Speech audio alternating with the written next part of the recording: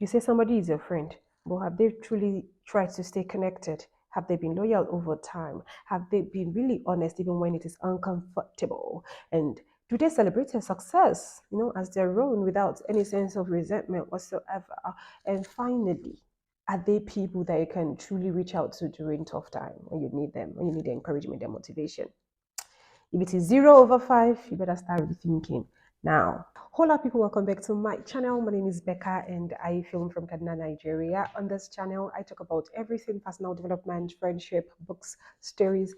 You know how we do it already. Welcome to 2024 and welcome to Diary 002 of 2024. Whatever. I would be talking about 5 tips that you need. In fact, this is like my top 5 tips for 2024 and beyond. The tips that you need in order to be more strategic this year and to, achieve most of your goals or all of your goals, if you ask me. Number one, you need to write down your goals. Yeah, I understand. Oh, I know it. I know it by heart. I know what I want to do. I do not have to write it down. Haven't you heard that statement about the faintest pen better than the sharpest memory? You better do yourself some good and write it down. Write it down. Writing it down gives you some sense of clarity. It gives you focus and it helps you to stay accountable because it's like you're committing yourself to what you want to do. 1, 2, 3, 4, 5, depending on the number of goals you intend to achieve in 2024. So, writing it down will do you a whole lot of good. Number two, mix high impact goals with low impact goals. And by high impact, I mean things like, oh, this year I need to establish maybe my organization. So, establishing your organization means that you need to look for the people, the structure, the resources. You'll be doing registration. So, it is packed. That is high impact.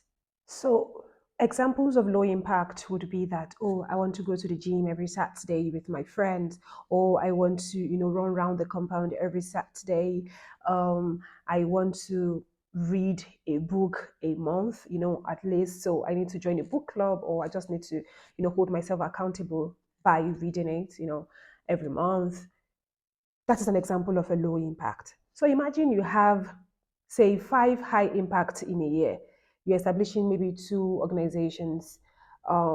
You're writing a book, your first novel this year. That's another high impact. That's like 3 high impact.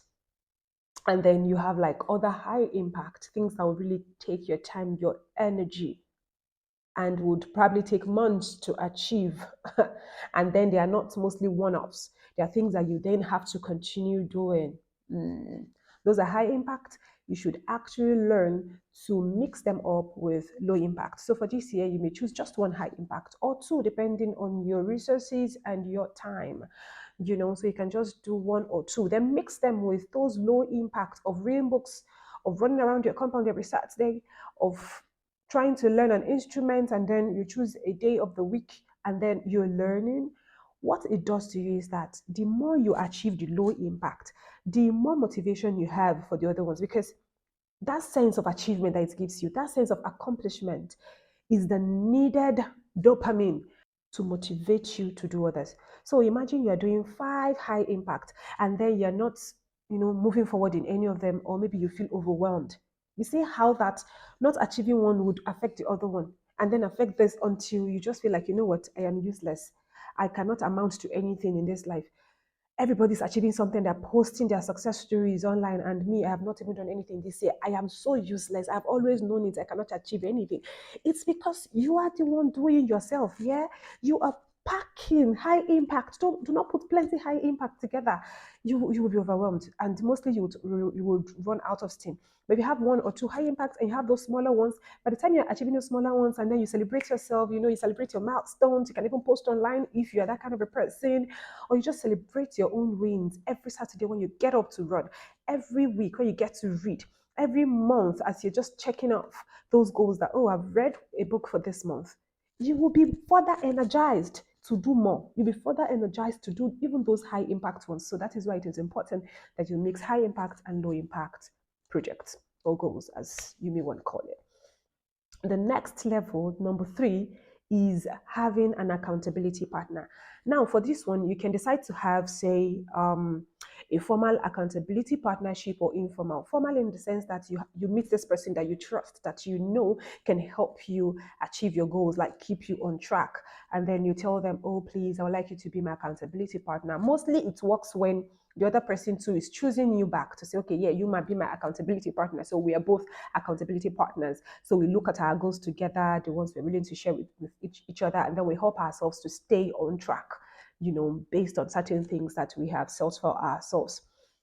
And then we move on. The other one, which is quite informal, is the fact that you have people in your life whom you just mention your goals to, maybe your spouse, your husband, your wife, your boyfriend, your girlfriend, or your mentor, or even mentee. You just mention it to them that, oh, this year I am looking forward to writing a book.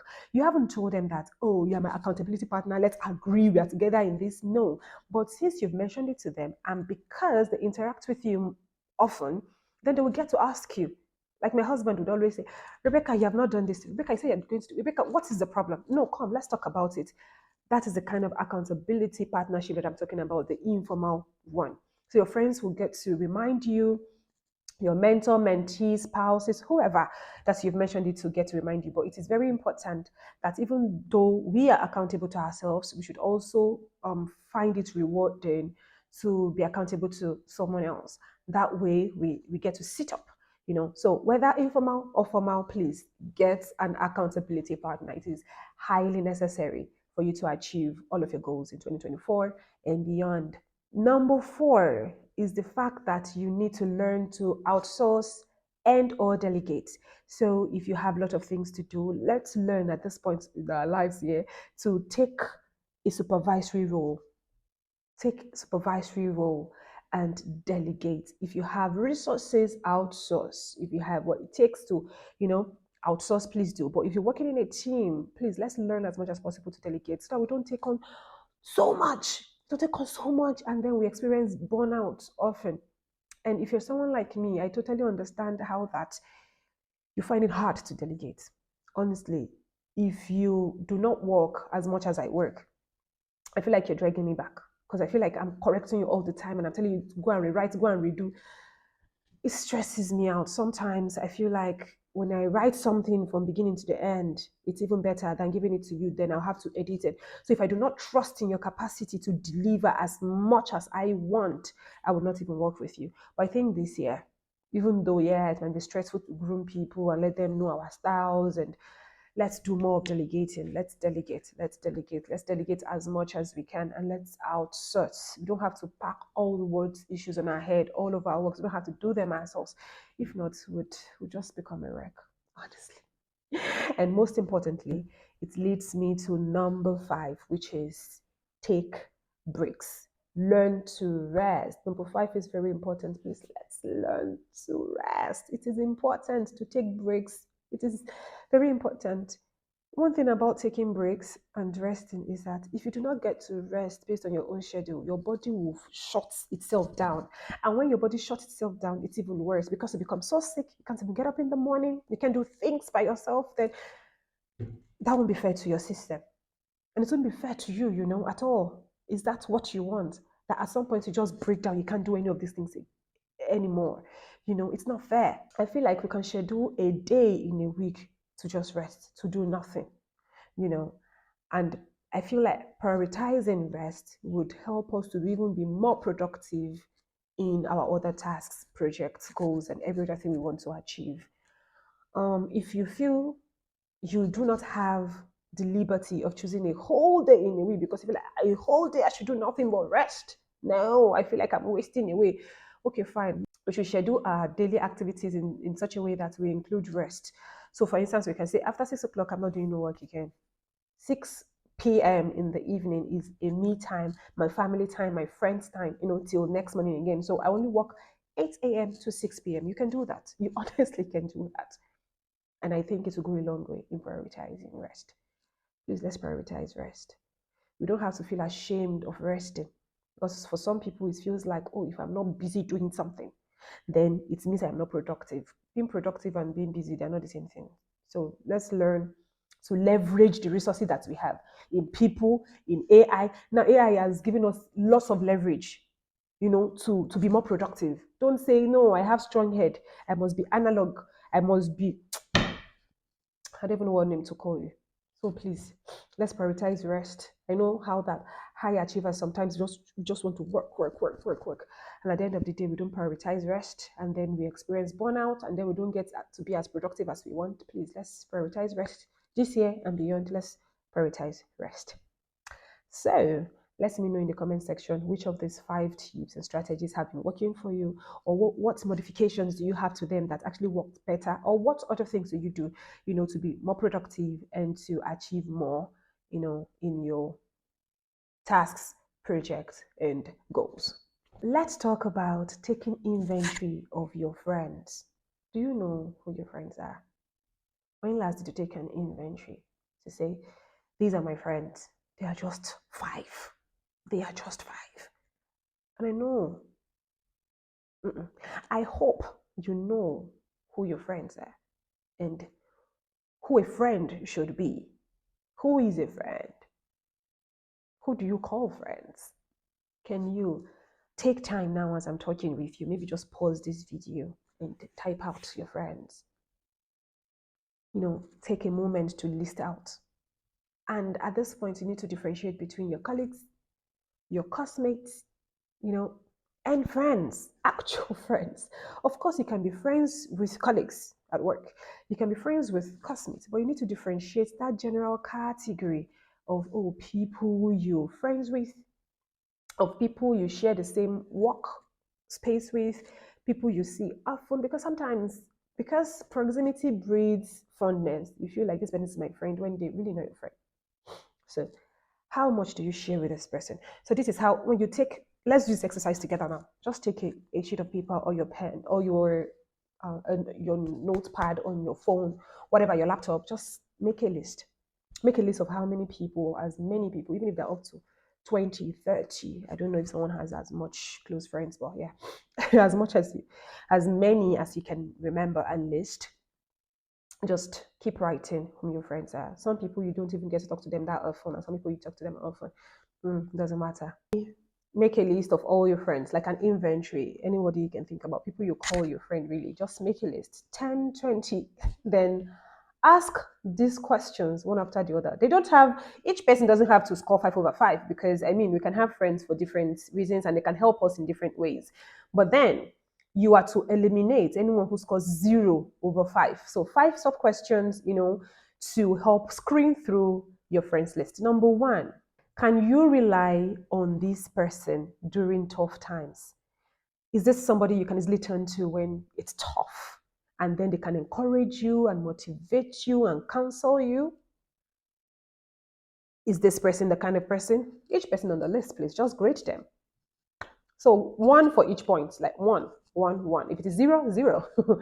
Number 2 is, does each person on this list celebrate your success?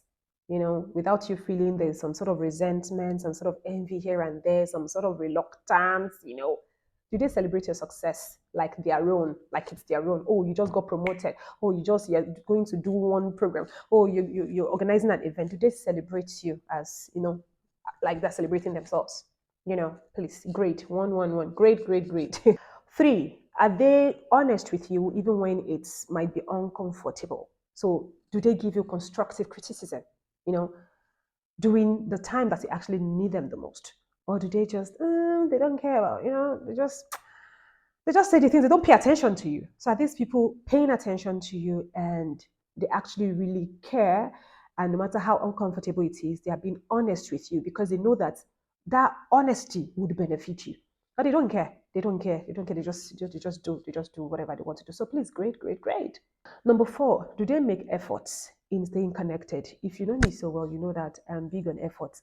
In fact, I have a plan to write a book around that. I'm big on efforts. I just want to see the efforts. You don't even have to do something so grand, but I recognize effort and I encourage everyone to do so too.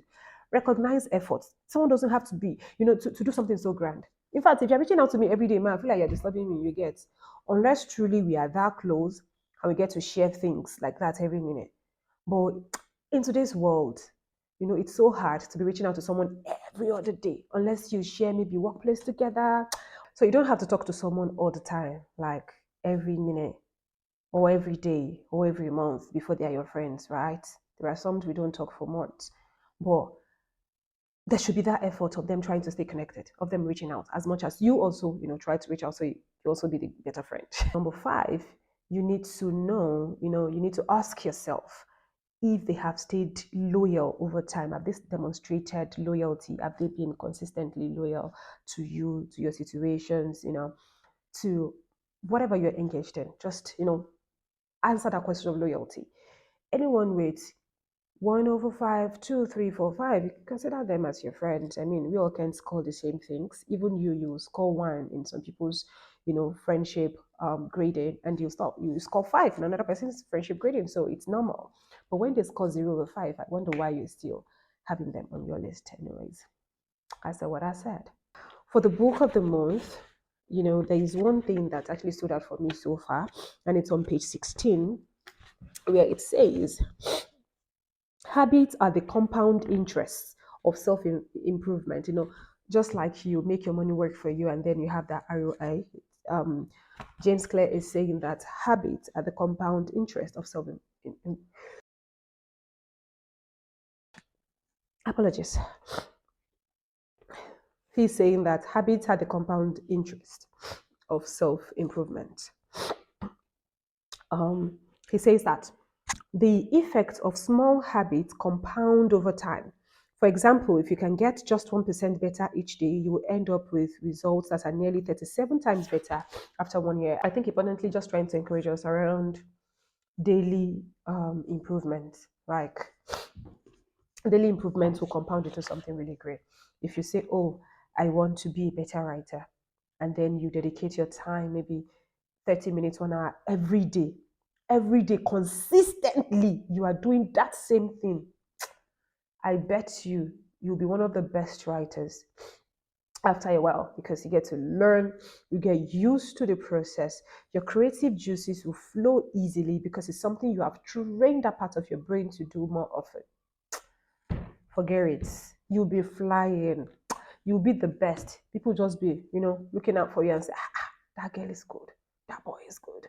Because you've consistently improved yourself. That's the thing. So the power of daily improvement, please do not underestimate the power of daily improvement. This story happened in 2015. So the backstory is a lot, and I'm not ready to narrate it yet. Maybe later on in life I'll get to narrate that story. I mean, openly. I've narrated it over time, with my friends and my family. They all know this story. But in 2015, around June, July 2015, I got into some sort of trouble that affected my grades in school. So I had the worst CGPA ever that year. I think I had the GPA of 3.80 something, or it was 3.48, sorry, it was below 3.5. Yeah, 3.48 or so. And of course, because I had a strong CGPA before then, it was still standing, but notwithstanding, pun intended, I still needed to buckle up, and do something. At that time, I told myself, you know what, this next semester, I'm going to hit it all A's. There were 10 courses at the time, and that semester was a very tough semester because it was my final year semester, because I think I had that crazy result in the second semester of my 300 level. So I told myself that 400 level first semester, I am going to smash these things. I want to clear A's. Like, I wrote it down. I told myself I was going to do that. I told myself I was going to do this, whatever it takes. So I started taking every single thing. So this was my methodology. Apart from writing it down here, I wrote all the 10 courses and I wrote AAA, that's what I want to score. So what I did was that for each assignment or task, see, each activity that I know is going to be part of the determinant of my A, I took it so seriously that you would think that is the only thing I needed to pass. So they say, oh, come to the studio theater by 1 p.m. we have a meeting, and then you will be booked if you don't come early. It will be removed from your grades at the end of the day. You see, I'll be the first person to get there. Aha. Submit one essay. It's 2 pages. I'm going to mark it over 10. Or if you say, in fact, if you say you want to mark it over 2, I would ensure that I write so much that you want to give me 3/2. So I did every activity, every task that would lead up to that, I did everything. Like that was the only thing I needed. I read like no tomorrow. I studied ahead. I studied for every test. I took every assignment seriously. I spent more time in the library that even the library they were calling me from 100 level because I used to have a nickname library from 100 to 100 level. It became even more in 400 level first semester. I took everything so seriously. Everything you can think of. I studied so hard. I did all my parts so well. Then I prayed because I can't even leave that part out. I prayed. I told God, I cannot be shamed. I'm associated with God. Then if I am shamed, then there's something wrong. I cannot be shamed because of all these things that have happened. I I wanted God to take the glory. I wanted to give this testimony so bad.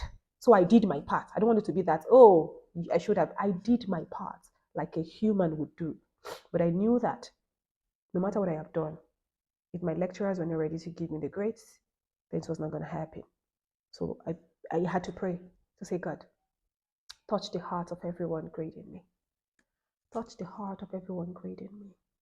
In fact, as I'm writing, help me, direct me so well that I am writing what they actually want to hear. Not really maybe what is actually perfect, but what they want to see while they are grading, while they were marking the scripts. And then after everything, I still pray to God. Ladies and gentlemen, may I introduce myself as the owner of a perfect GPA in the first semester result of 400 level. I had A in all the courses that I wanted. I had 10 A's, 5.0, 5 freaking point 0. I felt so glad. I felt so happy.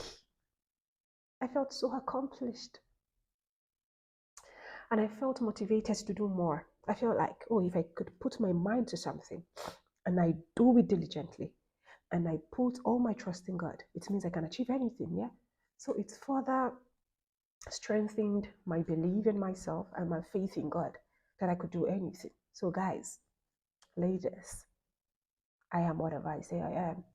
So even now I know that when I pay attention to something, I can achieve it real good and clean. Because guess what? I am what I say I am. Yep. Because I am what? I am whoever God says I am. And because I believe in what God says I am, so I am whatever I then say I am. I have the authority to say this, honestly. I have the authority to say I am whoever I say I am because I am saying this in God. I am saying it in Christ. I am saying it in the promises of God for my life. I can do anything that I want to do. And I will excel in anything that I put my mind on. I excel in anything that I enter into because I've got God by my side. So guys, this is my story. This is a story of how I made a perfect GPA. At some point I felt, why didn't I just start all over in 100 level, and just have like perfect GPA all through?